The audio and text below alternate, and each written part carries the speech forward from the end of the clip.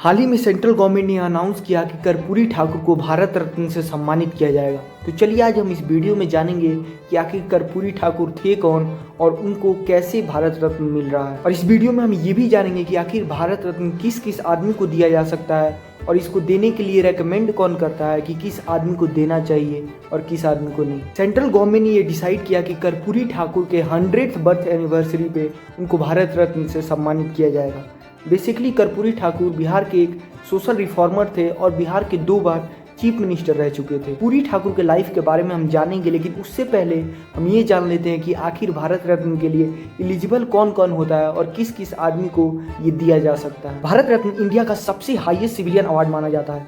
2012 से पहले मात्र जो व्यक्ति arts, science and social reform के फील्ड में अच्छा किया होता था उसी को मिलता था, लेकिन 2012 में इसमें चेंजेस किया गया और कोई भी व्यक्ति जो अपने फील्ड में एक्सेप्शनल काम किया हो उसको ये दिया जाने लगा, जिसके बाद 2014 में सचिन तेंदुलकर को भारत रत्न से सम्मानित किया गया। और ये ऐसा बिल्कुल भी जरूरी नहीं है कि भारत रत्न सिर्फ इंडियन सिटीजन को दिया जाएगा। इससे पहले mother Teresa, Abdul Khan Gruffudd Khan को भी दिया गया था जो कि इंडियन सिटीजन नहीं थे। भारत रत्न किस आदमी को मिलना चाहिए ये प्राइम मिनिस्टर प्रेसिडेंट को रिकमेंडेशन देते हैं, जिसके बाद प्रेसिडेंट ये अनाउंस करती हैं कि किस व्यक्ति को दिया जाएगा।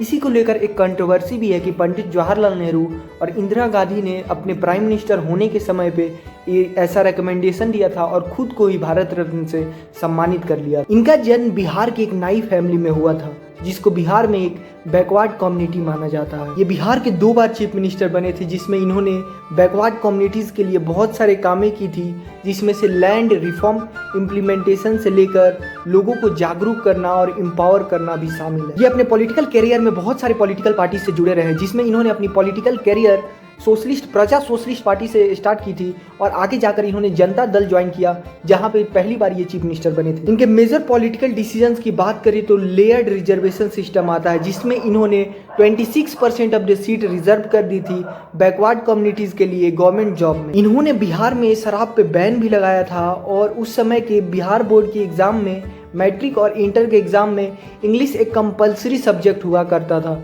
जिसको इन्होंने हटाकर एक ऑप्शनल सब्जेक्ट कर दिया, जिसके चलते बहुत सारे बच्चों का फायदा भी हुआ था। एक और मेजर डिसीजन की बात करें तो इन्होंने प्रोफेशनल ट्रीटमेंट दिया था अनएम्प्लॉयड जितने भी इंजीनियर्स थे गवर्नमेंट कॉन्ट्रैक्ट में, जिसके चलते 8000 इंजीनियर्स को जॉब मिली थी, जिसमें से एक नीतीश कुमार भी थे जो कि उस समय इंजीनियर थे और उनको भी जॉब मिली थी इसी प्रोफेशनल ट्रीटमेंट के वजह से। मेरे ख्याल से ये सेंट्रल गवर्नमेंट का एक बहुत ही अच्छा डिसीजन था कि कर्पूरी ठाकुर को भारत रत्न से सम्मानित किया गया।